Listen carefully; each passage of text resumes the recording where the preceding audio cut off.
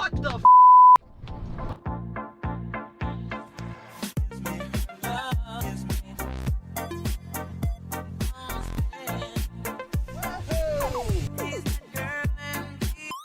Okay, boys and girls, real quick look, because I want to get on the road. I got an hour-and-a-half drive and I'm pretty worn out. It's been a hot one today, but I've been trying to buy this truck for 2 years. Guy will post it, change his mind, post it again, change his mind. 2 years, no exaggeration. I've been trying to buy this 91 4-door, 5-speed, 4x4 Explorer. Talk about rare. You just don't find these anymore. I used to collect these. I've had a 94 5-speed 4x4. I should have kept that truck, but again, this is back in the day when they were a dime a dozen. I got rid of it.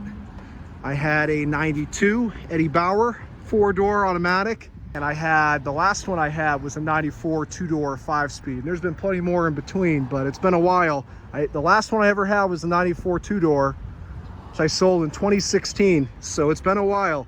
I've been looking pretty much shortly after that. I realized I regretted that decision to sell it. The guy I sold it to, I couldn't find him. And so I started looking. And this is South Florida, not other parts of the country where these are more common. So it's taken me this long. And again, I first saw this one in 2018 or 19, listed for sale, tried to buy it. Guy changed his mind, posted it again later, and didn't respond at all. And he posted again last week.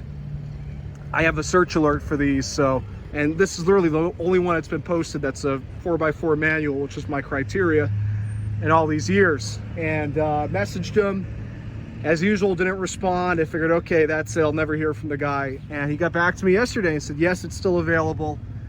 Here it is on Saturday, September 11th, never forget. I came up here, hour-and-a-half drive, and got it. I don't even know how many miles it has. I don't even care. 5-digit odometer says 70K. It's probably rolled over at least once, but it doesn't really matter to me. Actually, you know, well, the pedals are pretty worn out, but look at the seats. The seats are in great shape. Sick, rad interior with these cool stripes. Interior is not perfect. Headliner could use some love. I mean, the dash, a couple small cracks, but you know, I only paid $1,000 for this thing. That's he wanted $1,700, but it needs a bunch of TLC. Hasn't been in an accident. This front fender, what happened is, or maybe it has, but someone jacked this up right here with a jack and pushed it out. So that's kind of unfortunate, but nothing that can't be fixed. The tires are old, but they got good tread. I mean, I'm gonna change them obviously, but it's a shame because they're good looking tires. Find another one, manual 4x4.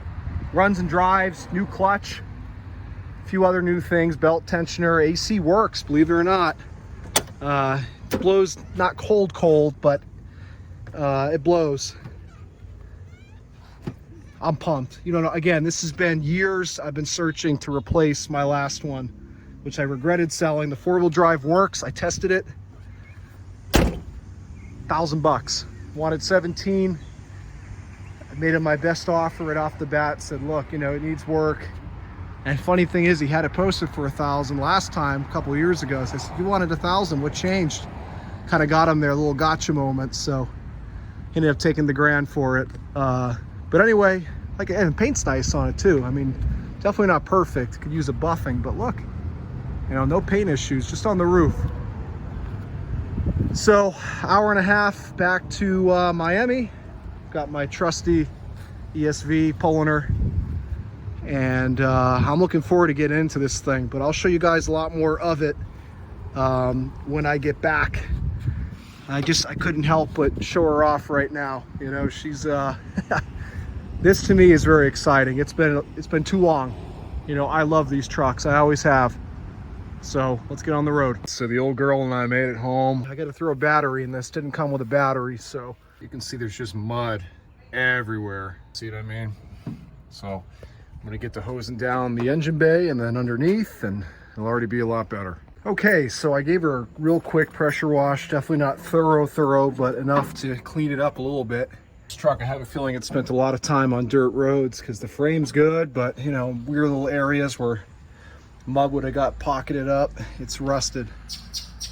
But overall, again, I mean, cleaner than most, put it that way. Just weird random spots of rust. Surface rust all over that brake booster there and that master cylinder. Those are probably replacements if I had to guess, because it's always those Chinese replacements that rust like that. And notice how nice and new the reservoir is and clean. So that's my guess on that. But you can see the engine doesn't leak a drop of anything. I mean, up and down. It's just the power steering that leaks.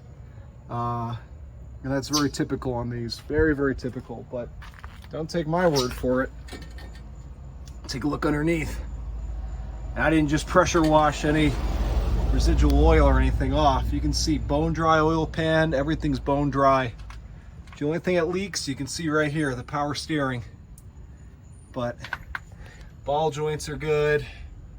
Tie rod ends, everything like that. You could use some sway bar bushings. They're not missing, but they're dry rotted. And you could use some brake hoses. Those look a little bit dry rotted too. But again, overall, for $1,000, working 4-wheel drive, new clutch, you can't go wrong.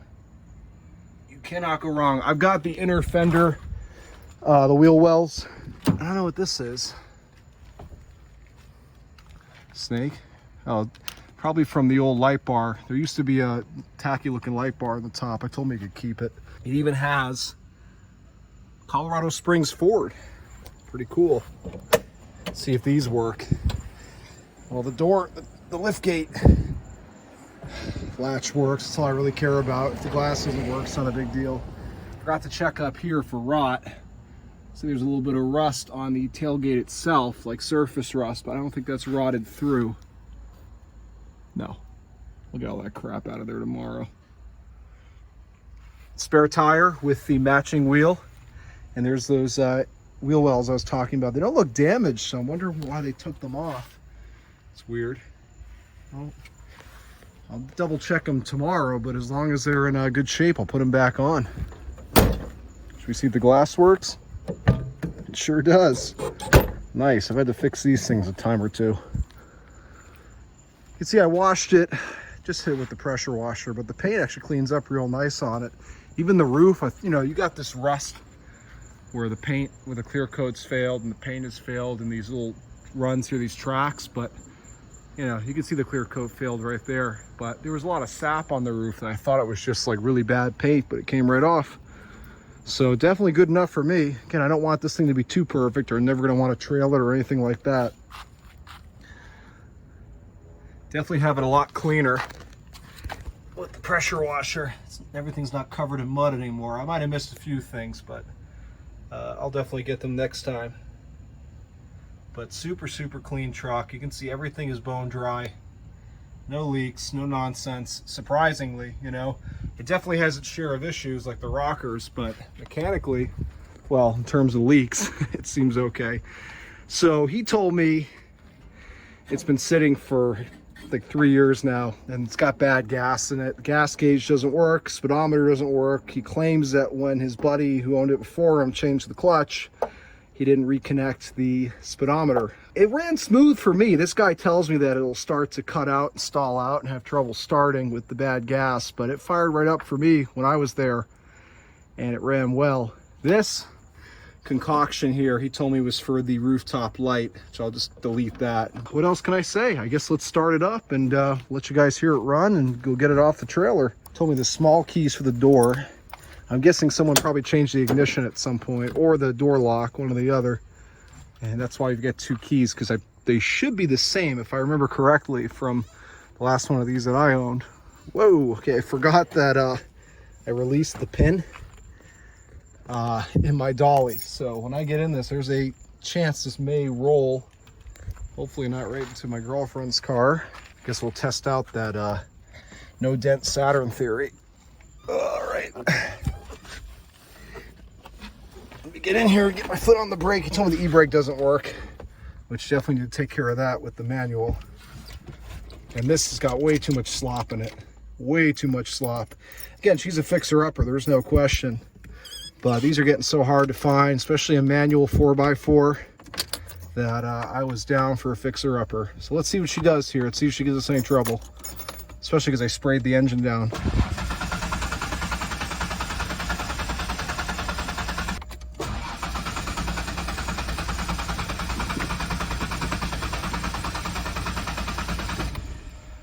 Well, that stinks. I started this thing up 3 or 4 times when I looked at it. Again, I must have got something wet. We'll give her a few more tries. You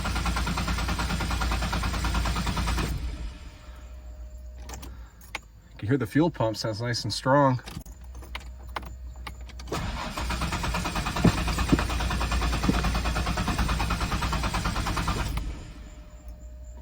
Huh.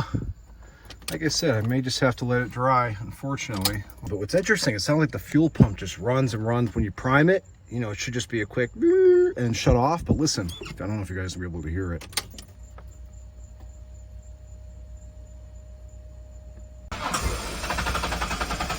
It wants to.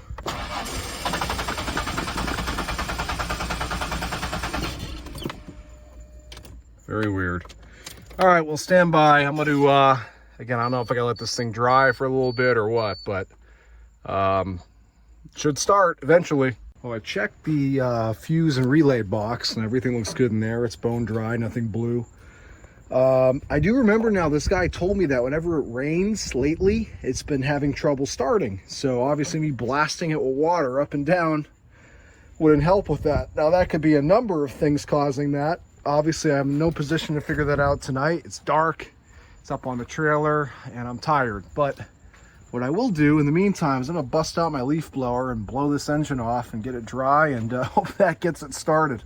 All right, so let the engine dry overnight. I do not think it was me washing the engine, because you can see it really wasn't even that thorough. There's still a lot of mud caked on here. Now you can see it dry. I'm gonna have to really detail this thing to get it clean.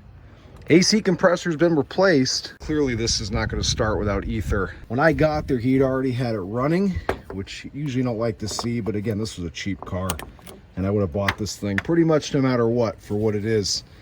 But he was like, oh yeah, I had it started up for you already. But he told me, so, you know, you got to start it with ether sometimes, but it's not starting at all. I think sometimes means every time. Just noticed a little vacuum leak over here. Figure out where that goes.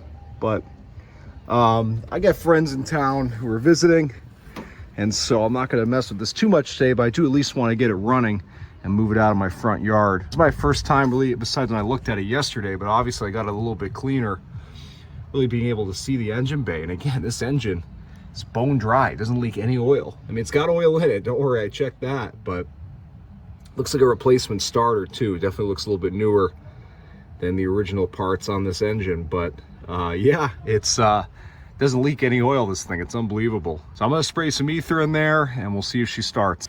All right, here we go.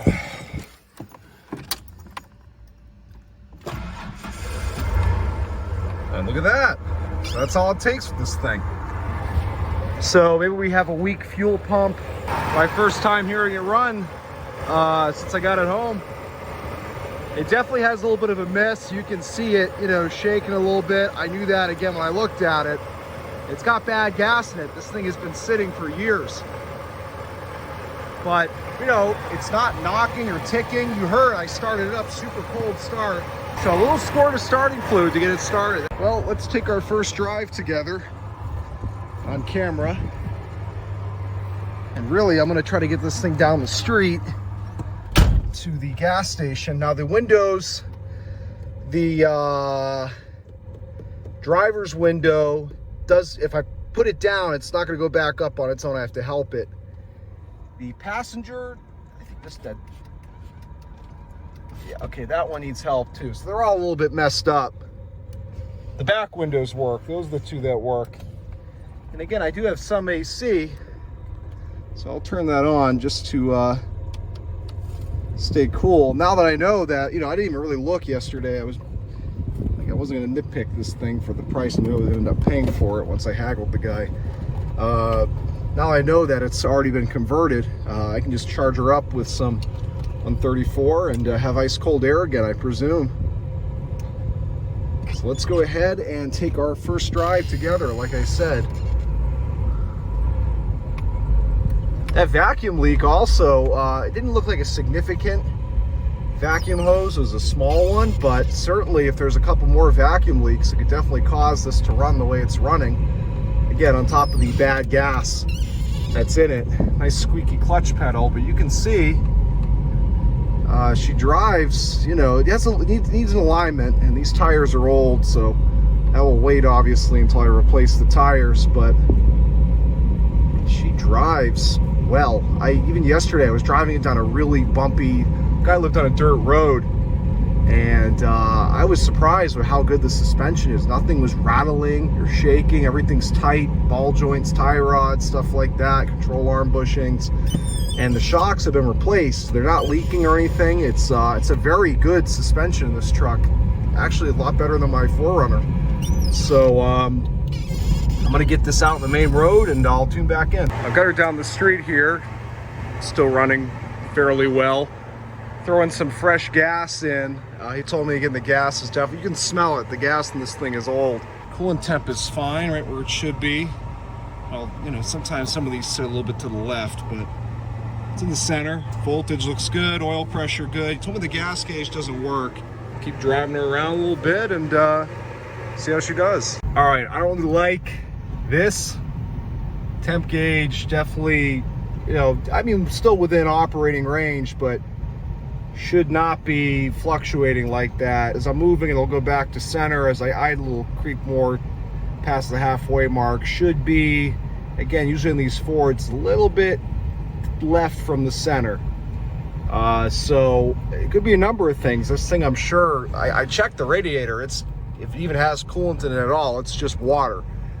There probably isn't much in there. So, the cooling system probably needs to be gone through. I'll tell you what, it's only been here a couple minutes since I put the fresh gas in, and it seems to be running a lot better. At least I don't feel it idling funny. It feels like it's idling smooth. Because of the coolant temp situation, again, it hasn't overheated, it hasn't even came close. You can see it's already gone back down to where it should be for me moving, but I do want to get this back home. But this was a good, now I know how to get it started. It needs starting fluid. And again, I was able to get a good amount of fresh gas in it, as opposed to, I think he said it had maybe a gallon in it of old gas. So that should definitely help us get this running a little bit better. Okay, so Al of the future here. It's been several months since I filmed what you just watched. That was back in September. Now it is toward the end of January. And I just wanted to touch real quick on what happened with the Explorer, why I didn't finish out this video like I normally would by doing some repairs, at least getting it driving better. And sometimes I even like to do the whole thing in one video, but not this time. And that's why I haven't put this video out all these months. I was always hoping to get around to working on that Explorer and getting it to the finish line, but just didn't happen. And to not make this too wordy, I'll just say that I've had a lot going on. Good things for the most part, just big changes. I've got my house here under contract. I'm selling it. I have purchased, or I'm under contract to purchase, another property that is going to better suit my needs for my cars, my ridiculously huge car collection. So it's bittersweet for me because I love my house. I like being in the center of the city, but ultimately I'm spending so much money storing cars all over the city because I can't fit them all here at my house. It's gotten ridiculous, and I got the right offer at the right time for my house, and I happen to absolutely score this more rural property that's got some acreage. So that, what does that have to do with anything, you might ask? Well, I have been planning this for several months, going all the way back to when I filmed the Explorer video, even before then. It's taken some time to get to this point. I've been busy with that. It's been demotivating for me to work on my cars, to go into big projects. I don't mind doing small things. I'm always doing small things, brakes, oil changes, minor mechanical, like I did on that Silverado there. The Explorer, this is what I was trying to get at. It needs a few things. It needs a water pump. I noticed shortly after I filmed the last clip, which is why the temperature kept creeping up. The water pump is just hemorrhaging coolant. The alternator is kind of weak in that truck. It's charging, but it's not, it's charging closer to 12 volts when it should be obviously at least 13 and a half. I never did figure out why it takes starting fluid to start it. It's only whenever it's cold. If I've driven it, it'll start right back up every single time. But if it's sat for more than a couple of hours, it needs starting fluid. Again, I'm not entirely sure why that is. just never had the time or motivation to figure it out. I'll be much more motivated to mess around with projects like that when I have a shop again.